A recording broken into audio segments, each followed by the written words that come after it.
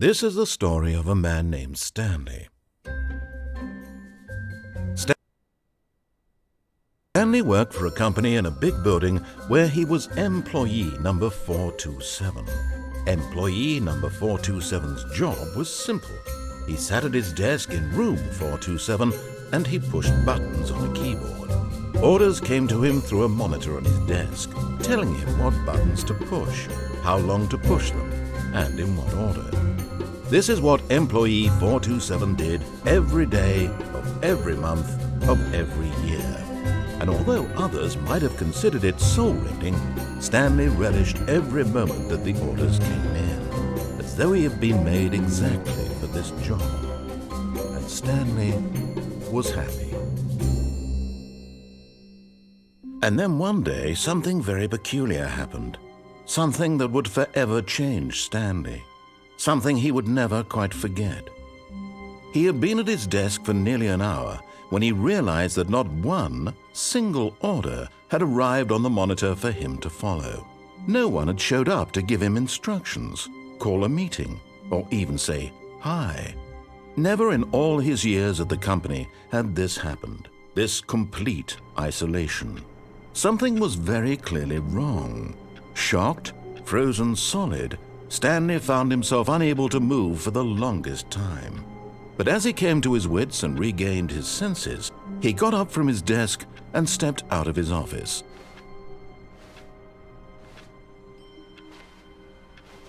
All of his co-workers were gone.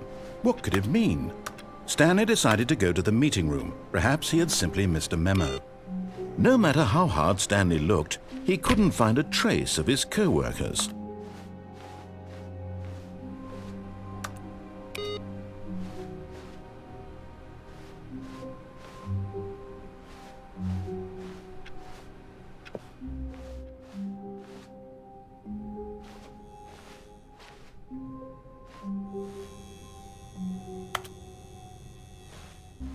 Oh, good. You notice my sign. Yes, I have something very exciting to show you.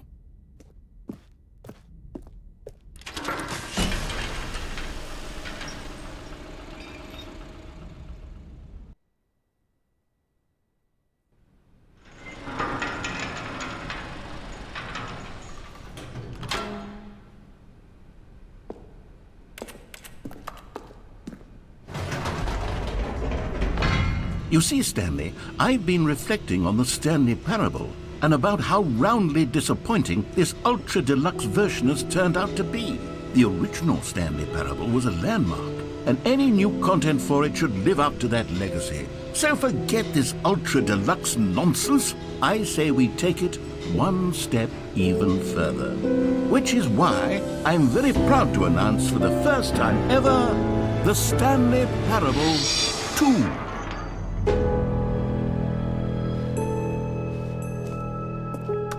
Yes, you see, isn't this far superior to a measly re-release with a few minor additions? Think of all the new territory we'll cover with a fully fledged sequel. An entirely new experience, built from the ground up. Why, there are so many possibilities. It could go in so many different directions.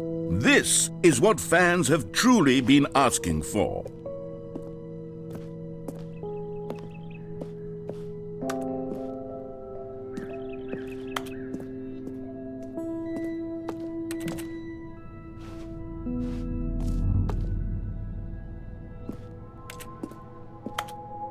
Calling it the Stanley Parable 2 is just so much catchier than Ultra Deluxe, don't you think?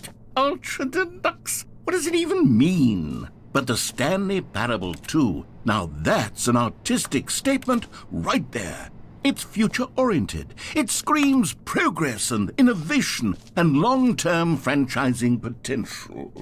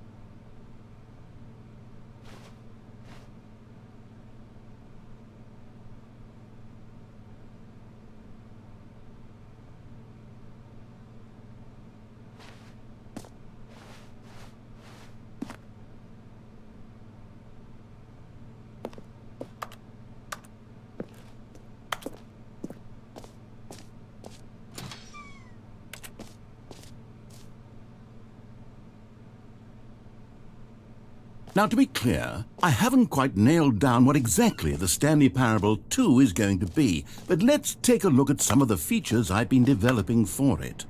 I figure that if I can loosely organize a handful of interesting concepts, that surely the game will sort of naturally spring up around them. It'll all work itself out. Game development is much more of a fuzzy magic than anything scientific or logical, really.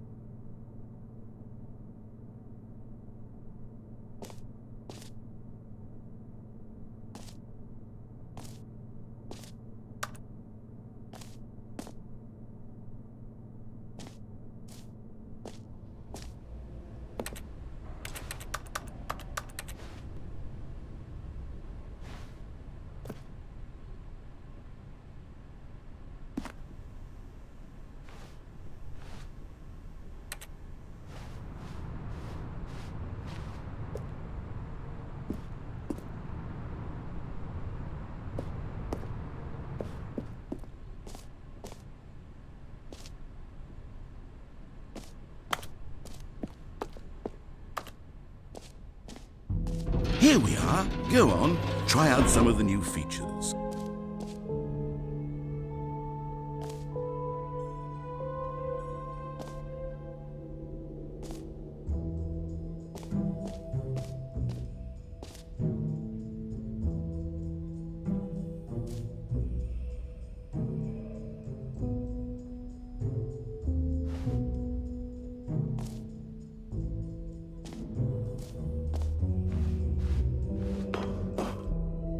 An epilogue would be fun, wouldn't it, Stanley? Yes, it would go at the end of the, well, we'll figure that out later.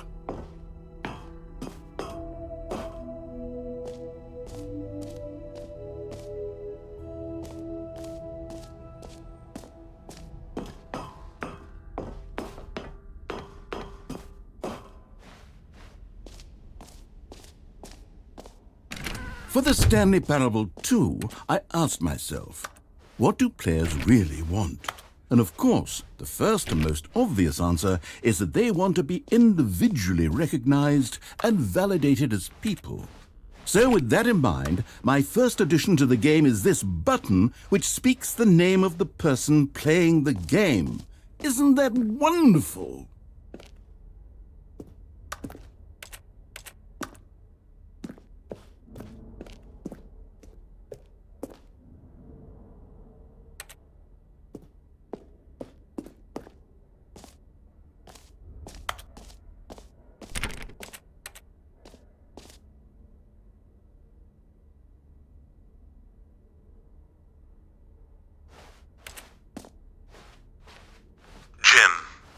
Sorry, I should have clarified. Right now, the button only says the name Jim. But of course, in the final game, this button will say your name, whatever name that is. Here, let's have you role-play as Jim to really simulate the full experience of this feature. Just play along. I promise you'll love it. Okay, here we go. Let's take a deep breath, clear your mind, forget whoever you are, and simply become a person named Jim.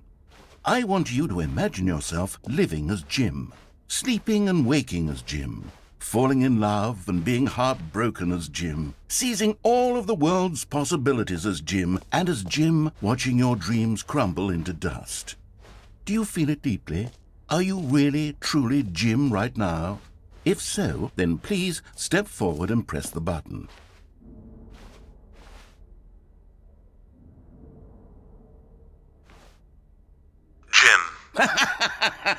Yes! You see? What a thrill! What a rush! That was you! The button described you. Do it again. Do it again. Jim. Oh, it hits even harder the second time. If this were the only new feature in the Stanley Parable 2, it would still be worth the money. Let's take a break from the gym button. I'm too emotionally drained from all of this personal validation. Jim. Whoa there, cowboy. Sometimes a person can be too much, Jim. I'm putting the gym button away. Otherwise, soon you'll start to lose all sense of who you actually are.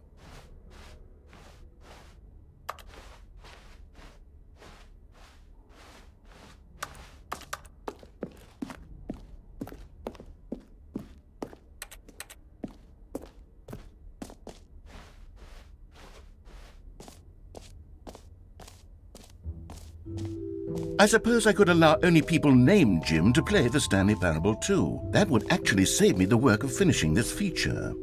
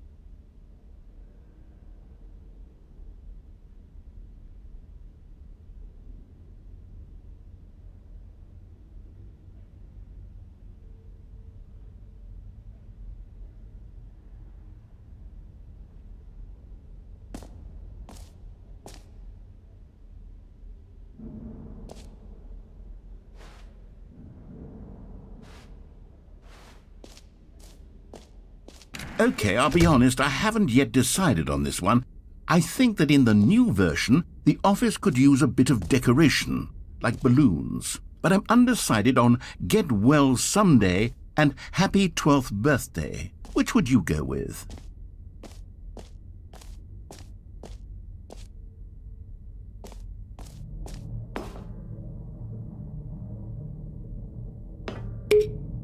You know, sometimes when you solicit another person's opinion, it makes you realize that you knew which one you actually really wanted all along. Get Well Someday it is.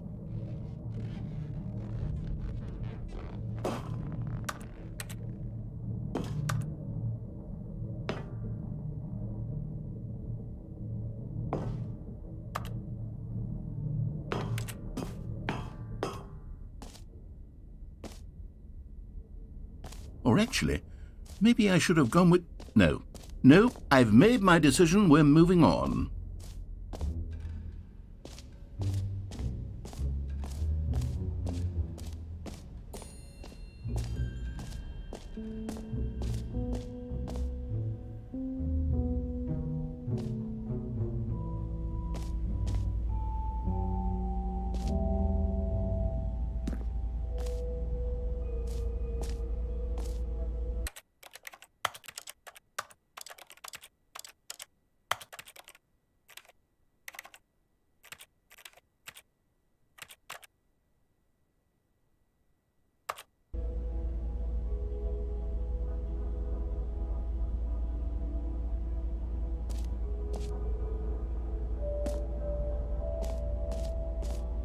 Stanley, here's an idea that I'm truly fond of. It's never been done before in a video game.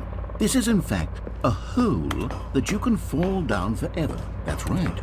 Infinite falling. You can fall until the end of time, if you like. A stunning leap forward for video games as a medium.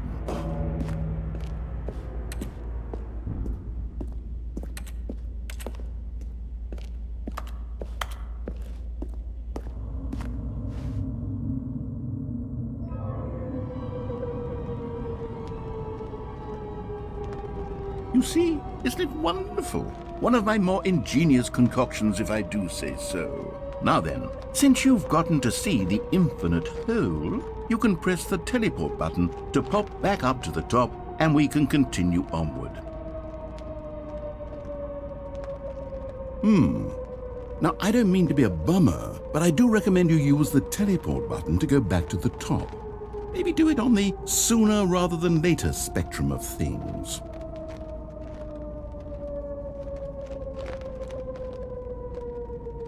Okay, Stanley, I don't know quite how to say this tactfully, but it's possible that I slightly exaggerated the infinite nature of the hole. Is it a very, very deep hole? To be certain it is. It's an extremely deep hole. I don't want anyone to say that it isn't an astonishingly deep hole. It is. Is it infinite? Well, that sort of depends on your definition of infinity. From one perspective, the infinite is merely philosophical in nature. It's more of a... Okay, well, good for you. You found the bottom of the hole. You found me out, Stanley. I'm a liar and a cheat, and you're so clever. Look, I think the issue here is just that you're unusually fascinated by falling. What normal person actually wants to fall infinitely? I figured the hole was as deep as anyone would actually need. Don't you put this on me. Maybe you're the problem.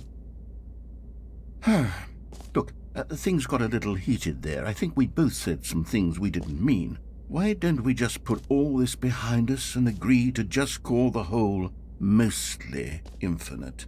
If that works for you, then go ahead and press the teleport button to warp up to the top of the hole and we can move on. I'll just be up here when you're ready.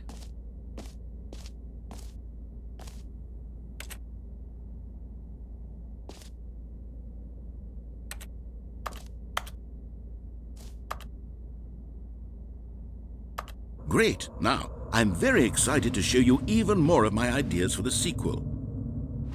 Oh, for heaven... You see, I was right. The problem is you. The problem is that you like holes too much. Not normal. A normal person would have said, yep, that's an infinite hole right there, goes on forever till the end of time. Don't need to see it all, but not you. Oh, no, no, no, no. You have a weird sort of... Oh. Did the hole seem even shorter to you this time? I couldn't help but feel like you spent a little less time in there than you did before. I mean... Admittedly, I didn't make an infinite hole, but I didn't think it was that not infinite. Well, I suppose once again there's nothing to do here. If you decide you've had enough of the hole, you can hit the teleport button and come join me up above. Had enough? I'm positively thrilled. I really do have so much more to show you and to talk about, and I've had enough of the hole for a lifetime.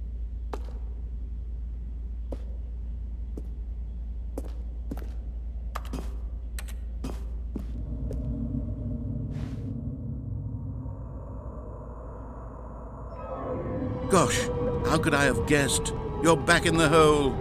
If this starts to become a thing where... Wow. Okay. Yes. I'm starting to become extremely certain that the hole is not only not infinite, but that it's growing steadily less and less infinite. I suspect that I'm starting to hit the point where it's no longer feasible to call the hole infinitely deep, even by the lax overall standards for accountability and marketing. What's going on here? Stanley, I have no explanation for the uncertain nature of the hole's length. Here, let's try something. Let's pop back up to the top, and we'll see if it gets any shorter. Well, there it is. The shame of my lie has come to haunt me. Not only is the hole not infinite, but it's barely even a hole at this point. It's more of a concavity, or even a very aggressive divot. How is this still appealing to you? I know you're obsessed with holes, but at this depth, I just can't see this scratching the itch. Oh, who am I to judge? You just do whatever it is you're here to do and hit the teleport button when you're ready to move on. Is the, teleport button not working? You sure? Well, I mean... I really don't have an explanation. It was working just a moment ago. Try it again. Still nothing? Well, I suppose there is one thing I can do to fix this. I'm out. Goodbye, Stanley. You couldn't bear to be away from the hole, and now you'll get more time with it than you could ever have asked for. It's a win for everyone. You get to be with the hole, I get to do literally anything else. Take care, Stanley. I hope you and the hole have a wonderful rest of eternity together.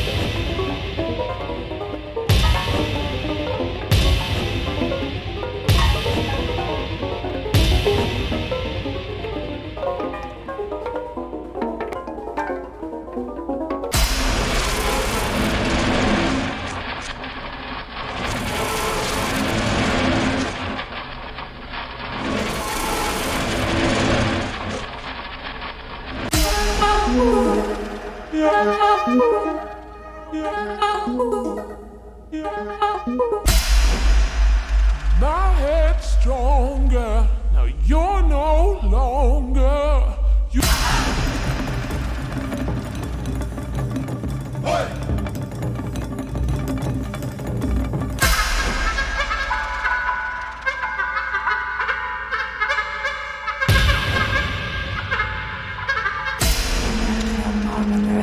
Afsluiten nieuws die waren er gesteld verweerd er nou hè die is nem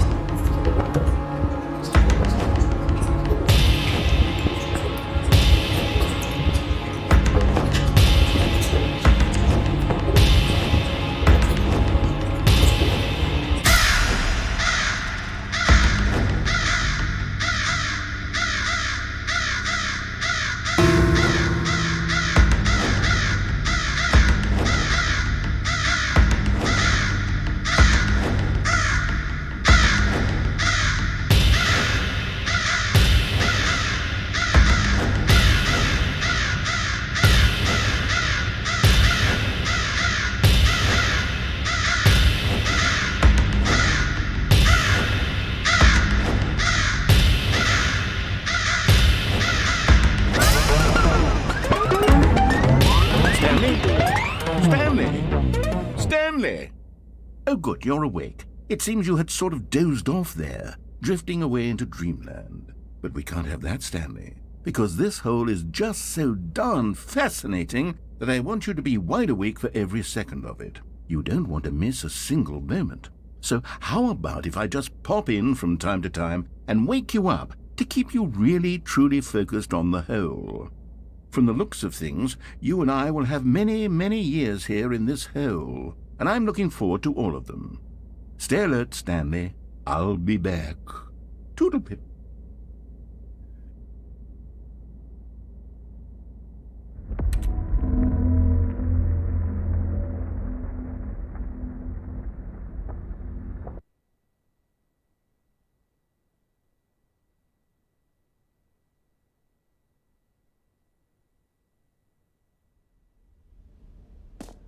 Here we are. Go on, try out some of the new features.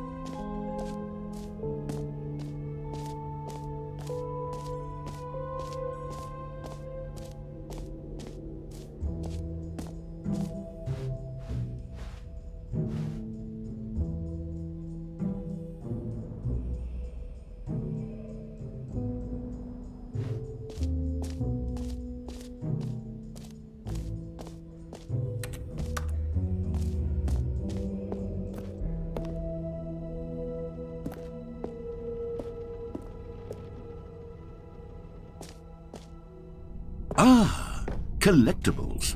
Now it's a real video game. In the Stanley Parable 2, you'll run around gathering up these miniature Stanley figurines. And what's truly innovative is that there will be no reward for collecting all of them. I don't want to stifle the intrinsic joy of watching a number go up. You simply collect all of them, and then you move the hell on with your unremarkable life.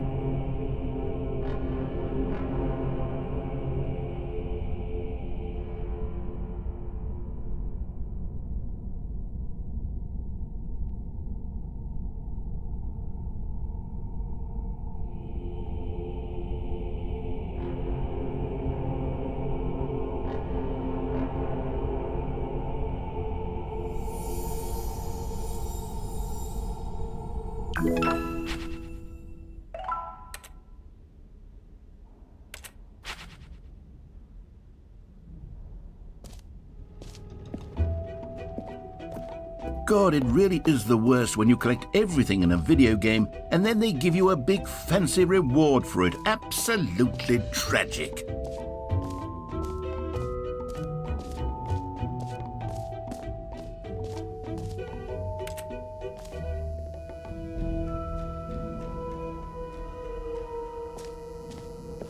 Now here's something special. You remember that broken test achievement that got left in the game on accident? Well, I'm developing a technology to simply give you the achievement. Yes, you see, you'll come to this lever, and when you pull it, the achievement will be given to you. It's as simple as that.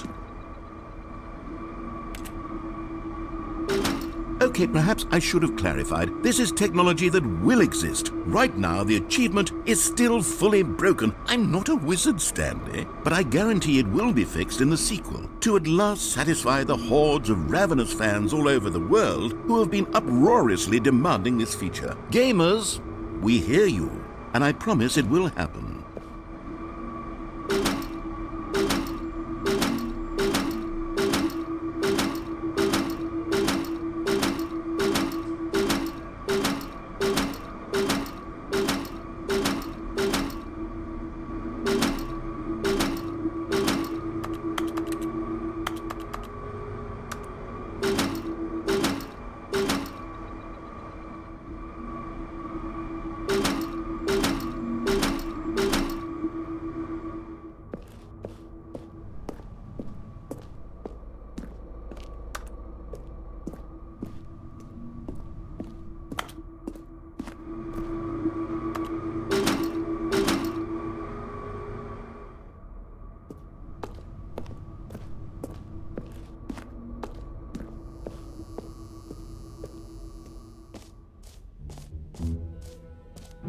What else? What other exhibits haven't we seen yet?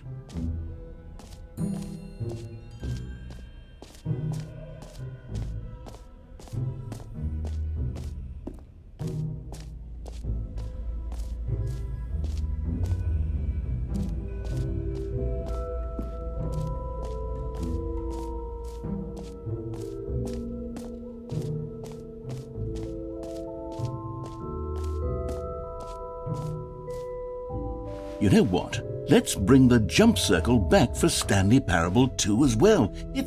Oh, wait. You already spent all your jumps the first time we saw the jump circle? Oh well. I suppose it can just be a nice decorative piece then.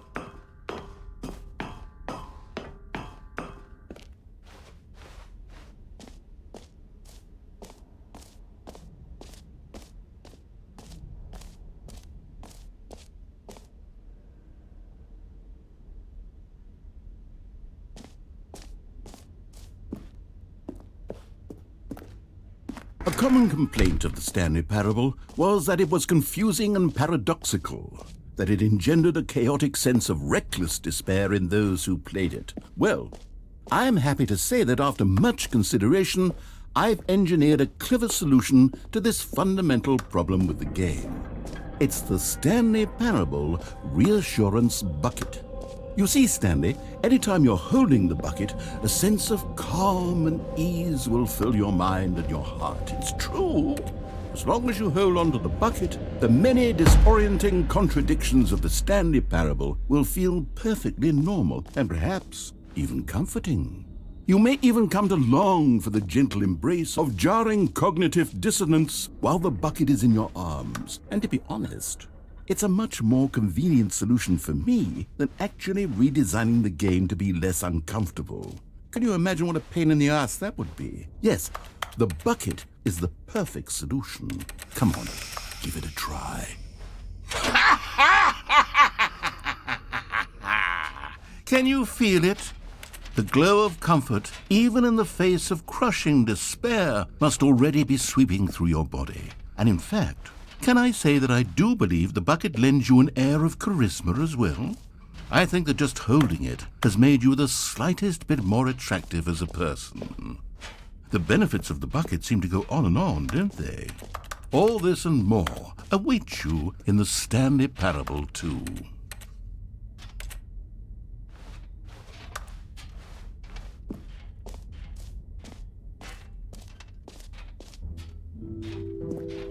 Does anyone give out awards for most enjoyable bucket in a video game?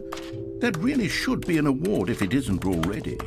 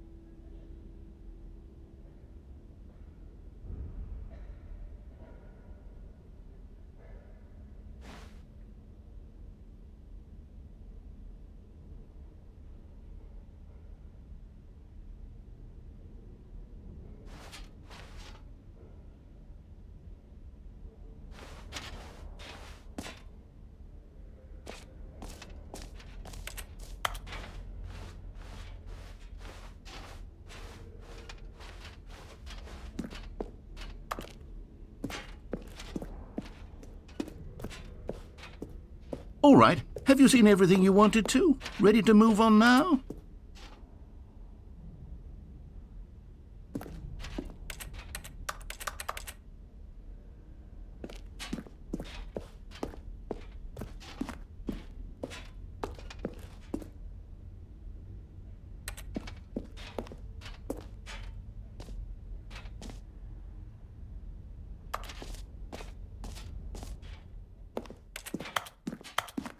So, Stanley, what do you think?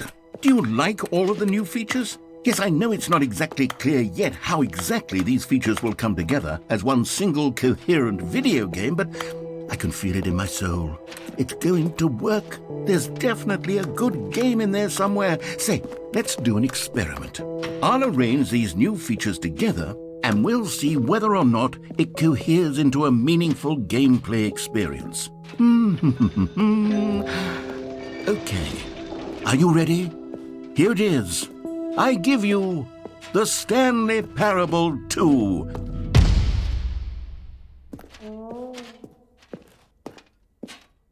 I mean, there's potential here, right? It's sort of... Okay, never mind. Hold on, let me do a different arrangement. Okay, yes, this is much better. I feel good about this. Here we go. Version 2. Who am I kidding, Stanley? This isn't a coherent video game at all. It's a lot of gags. And I do very much enjoy creating gags, but they don't add up to anything.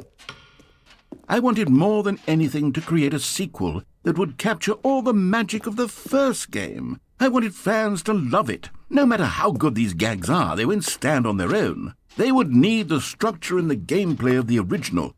Wait, maybe that's it. I can take the original Stanley Parable and simply, well, insert a few of my new features into it. Tastefully, of course. With respect. With care for the vision and integrity of the original game. Would it possibly work?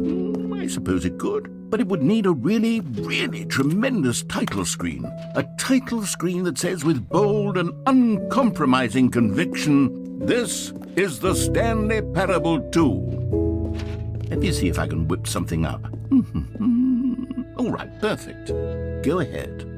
Take a look.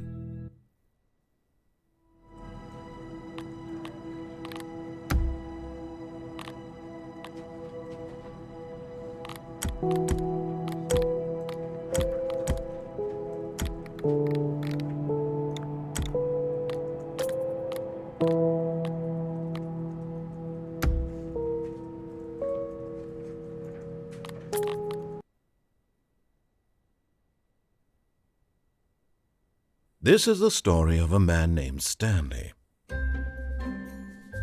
Stanley worked for a company in a big building where he was employee number 427. Employee number 427's job was simple.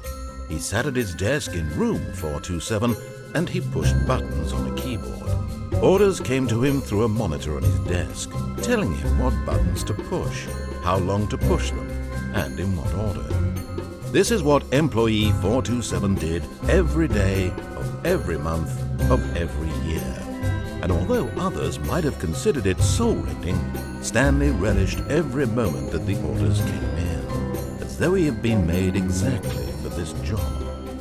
And Stanley was happy. And then one day, something very peculiar happened. Something that would forever change Stanley. Something he would never quite forget. He had been at his desk for nearly an hour when he realized that not one single order had arrived on the monitor for him to follow. No one had showed up to give him instructions, call a meeting, or even say hi. Never in all his years at the company had this happened, this complete isolation. Something was very clearly wrong. Shocked, frozen solid, Stanley found himself unable to move for the longest time. But as he came to his wits and regained his senses, he got up from his desk and stepped out of his office.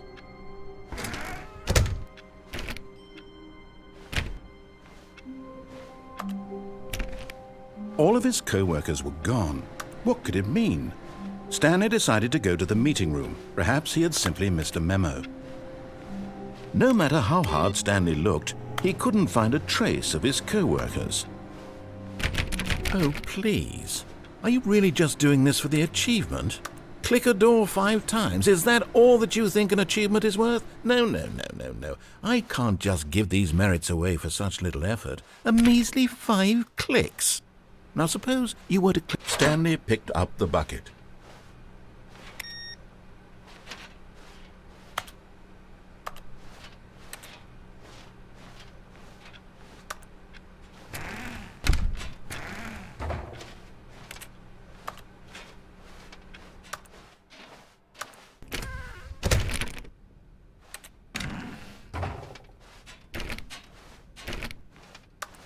Stanley clutched the bucket tightly to his chest and entered the door on his left.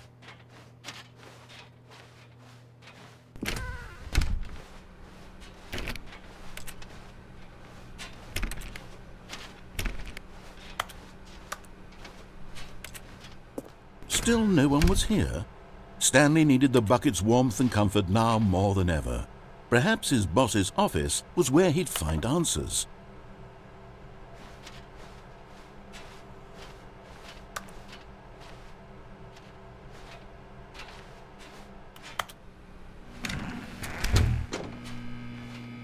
Oh, Stanley, can you feel it? The broom closet. It wants the bucket. You can feel that, can't you? The aura of jealousy? It's as clear as day. This broom closet believes it deserves the bucket. I can really feel it now. It's a bucket. It belongs in a broom closet. That's what the broom closet is trying to say here. It's supposed to go with the other cleaning supplies. Good for you, Stanley. Don't give in. Don't hand over the bucket. I know how hard it must be, given the pressure that the broom closet is putting on your shoulders right now, but you have to be strong. This is your bucket. This is your companion and lifelong friend. You can't hand it over. Oh, no. We're getting into name-calling now, it seems. Is this how low the broom closet has sunk, that it has to resort to this stream of petty insults simply in order to get you to hand over the bucket? Stanley, I never liked this broom closet for a variety of reasons, but even this is worse than I had imagined. And wait. Now the broom closet has the gall to imply that you and the bucket are not truly deep and lasting friends, that your relationship is purely superficial and convenient, that your life is so banal and meaningless that you'd feel the same sort of kinship towards any inanimate object which happened to lay in your path in an even partially enticing manner. Well, I never. Go on, Stanley. Lay into it. Really tell the broom closet off for its demeaning comments. Expand on the wide variety of experiences you and the bucket have shared together. Go through each of them point by point. Share your journal entries detailing the rich emotional landscape of your feelings for the bucket as they have changed and evolved over the years. Let him have it.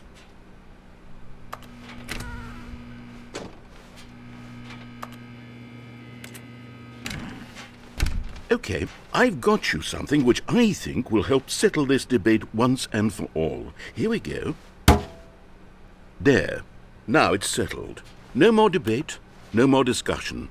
Take a hike, broom closet, with all your meandering philosophical diatribes about the nature of cleaning supplies and their relationship to broom closets in the natural order of things.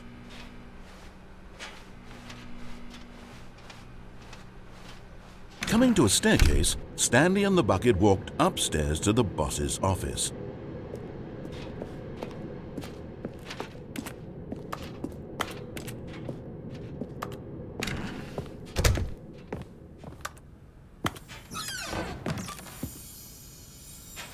You found one of them. One of the miniature Stanley figurines. Remember, no reward for collecting all of these, only the intrinsic pleasure of a job well done. You can't buy that sort of happiness, Stanley. God knows I've tried. So, I implore you to savor each and every moment you come across one of these beautiful figurines.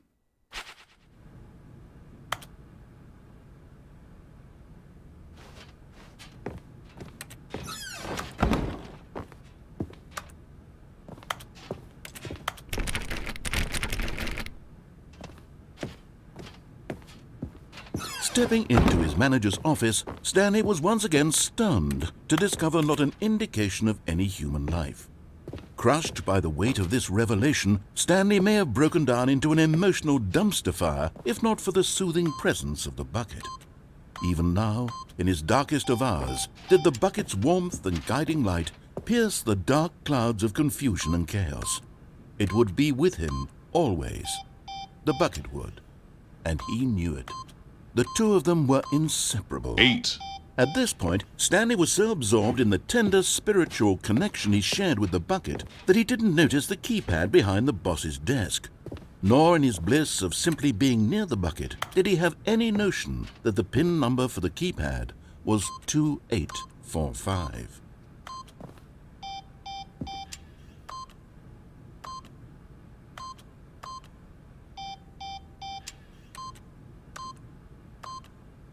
Stanley guessed the correct code by sheer luck. Was it that the bucket knew all along? Was the bucket guiding him? Yes, this is certainly the most logical explanation.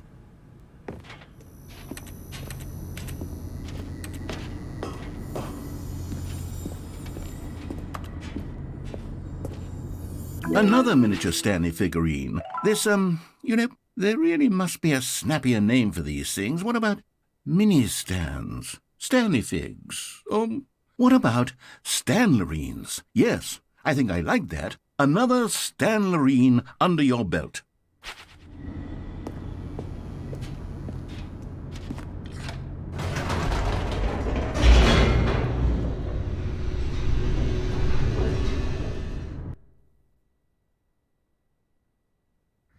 The elevator raced downward, plummeting towards an unknown fate. It would be all Stanley could do to keep himself together, if not for the bucket. Soothing him, comforting him, reassuring that in this darkest moment of uncertainty, he would be all right. The bucket is here for you, Stanley. Everything will be fine.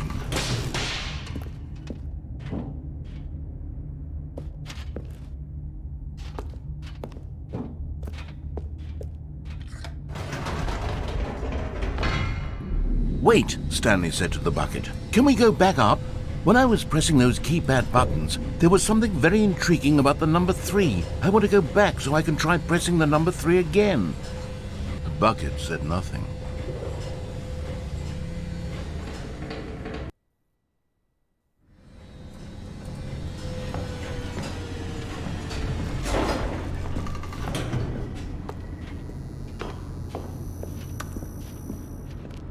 Here we are, said Stanley. Now I'm going to try out that number 3 button. He took the bucket over to the keypad and began absolutely slamming on the number 3 over and over and over.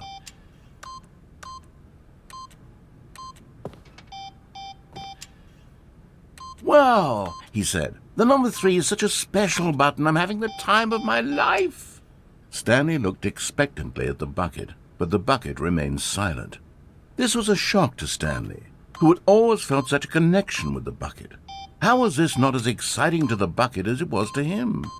Once Stanley had had enough of the number 3, he got back in the elevator.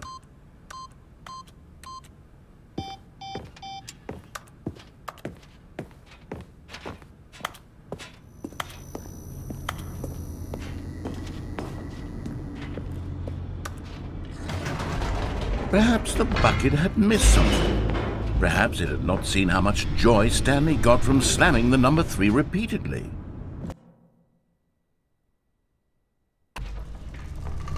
A hint of regret nagged in the back of Stanley's mind. Should he demonstrate? Stanley and the bucket walked straight ahead through the large door that read, Mind Control Facility.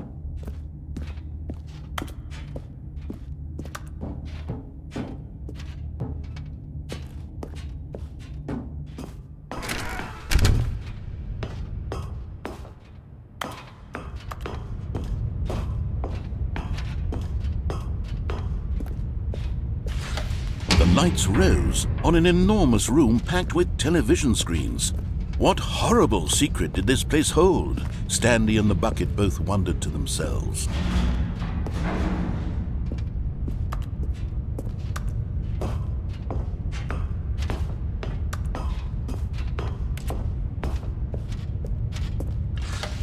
The monitors jumped to life, and Stanley nearly dropped the bucket in shock. Everyone in the office was being videotaped, monitored like guinea pigs. The bucket had never seen anything like this, and it very nearly burst into tears as Stanley cradled it gently, reassuring it that everything would be fine.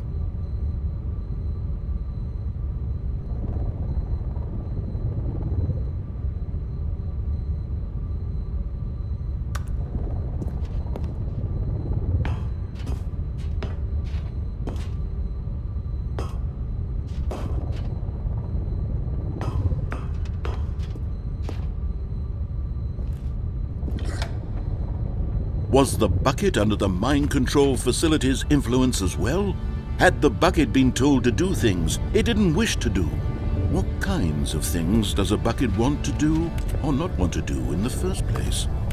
These questions raced furiously in Stanley's feeble mind. No!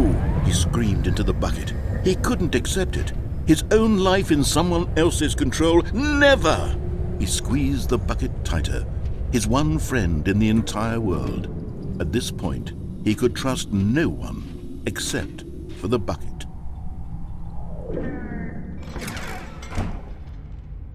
But here was the proof. The heart of the operation. Controls labeled with emotions, happy or sad or content. Walking, eating, working, all of it monitored and commanded from this very place. And as the cold reality of his past began to sink in, Stanley decided that this machinery would never again exert its terrible power over another human life.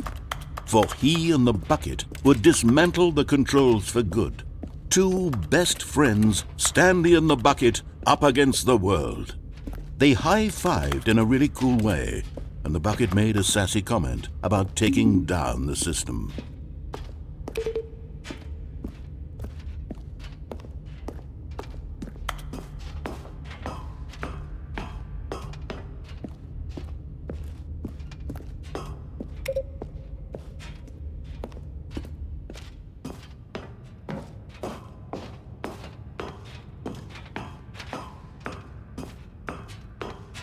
When at last they came to the source of the room's power, Stanley and the bucket knew it was their obligation to put an end to this horrible place and to everything it stood for.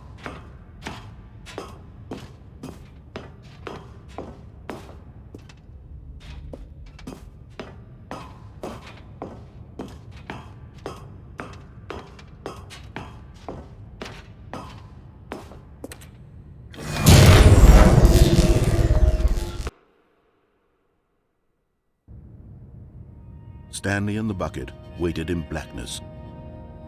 Was it over? Yes, they had done it. Stanley and the bucket had defeated their greatest and darkest enemy, freed themselves from the tyrannical grip of the evil mind control machine. Freedom was now mere moments away. Excitedly, the two of them began to discuss the kind of life they wanted to live once they stepped through this massive door. The bucket wanted to learn to roller skate. Stanley wanted to sneeze in every country on Earth.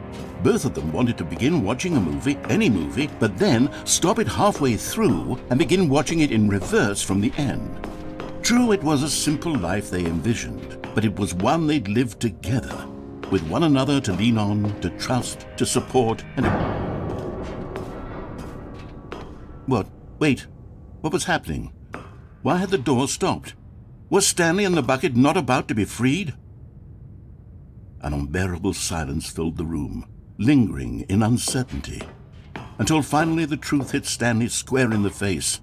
This building did not want the bucket to leave. Even the facility itself recognized the incredible calming presence of the bucket, needed the soothing warmth of the bucket, would go to any lengths not to part with the bucket. No. Stanley can't leave this place, not while he has such a precious bucket in his arms, not while this building has anything to say about it. Stanley realized he would never again leave this very room, but at least he has the bucket. To be trapped eternally in darkness isn't really so bad, Stanley thought to himself. As long as I have my bucket with me, right? I'll be okay, won't I? Stanley gulped. Very soon now, he was about to find out.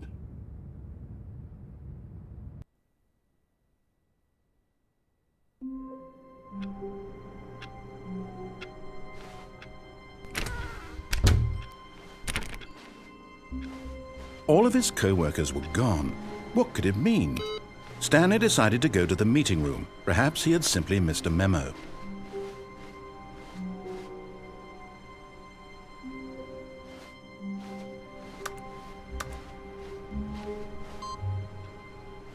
Stanley lifted the bucket into his arms, and a wave of comfort rushed over him. Stanley clung the bucket to his cheek. Could his co-workers really all be gone?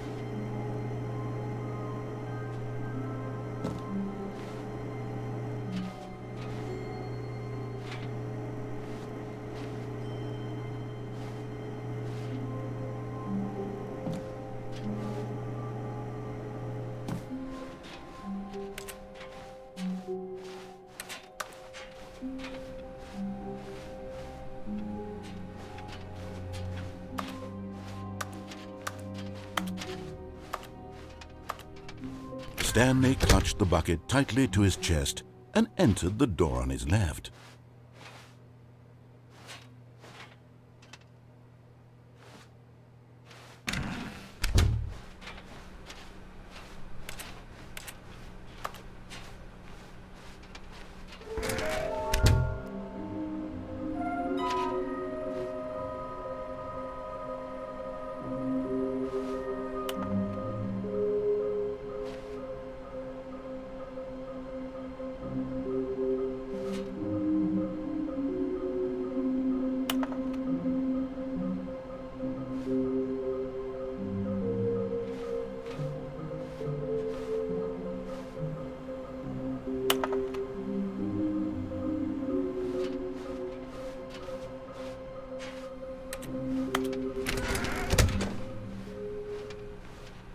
Coming to a staircase, Stanley and the bucket walked upstairs to the boss's office.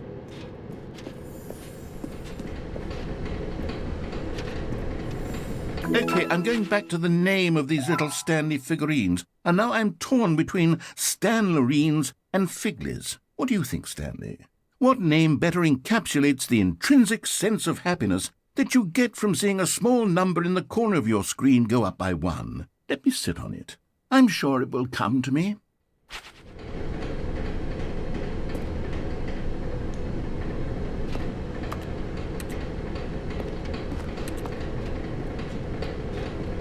But Stanley just couldn't do it. He considered the possibility of facing his boss, admitting he had left his post during work hours. He might be fired for that. And in such a competitive economy, why had he taken that risk? All because he believed everyone had vanished? His boss would think he was crazy. And then something occurred to Stanley. Maybe, he thought to himself, maybe I am crazy. He looked down at the bucket in his arms. Am I crazy? He asked the bucket. The bucket returned his gaze, but said nothing at all. That's strange, Stanley thought. Usually the bucket is a source of guidance and wisdom for me in difficult times such as these. He held the bucket close, yet felt none of its familiar reassurance and comfort. And that's when Stanley realized, this isn't my bucket. It's just a normal, everyday bucket. Someone else's bucket, perhaps. How did I end up with someone else's bucket? This is all terribly wrong. Surely no good would come from this. Who knows what sorts of bizarre hallucinations Stanley might experience without the psychologically grounding presence of his bucket. And indeed, now he noticed that the rooms were repeating, which was, of course, very odd. Now he felt himself floating off the ground. Oh, gracious, he exclaimed. Without my bucket, I've gone truly mad. Where is it? I must find it. Far off in the distance now, he heard it, calling to him. Stanley! Stanley, it's me, the bucket. Could it truly be? He rushed forward from room to room, passing by one bucket after the next. None of them were his. None of them were his special bucket. Come to me, Stanley. Find me. He had to find the bucket. He had to return to his old friend. It was the only way to truly restore his sanity. And then suddenly, he froze dead in his tracks. He knew where the voice of the bucket had been coming from. The real bucket was inside of him all along. It was incredibly painful. Stanley doubled over in agony and blacked out.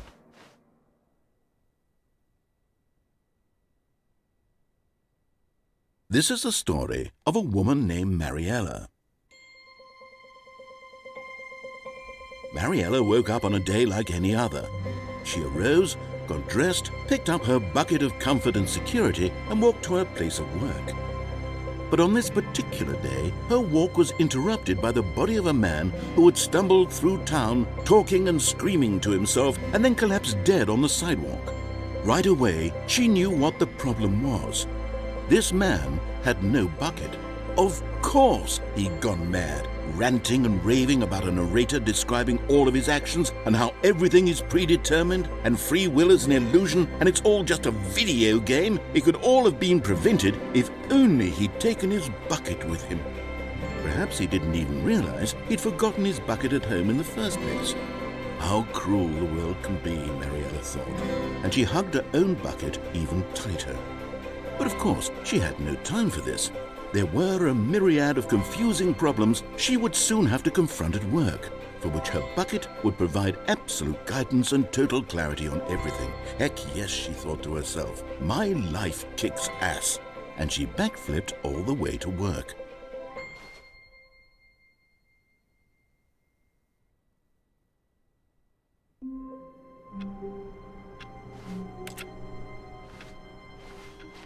All of his co-workers were gone.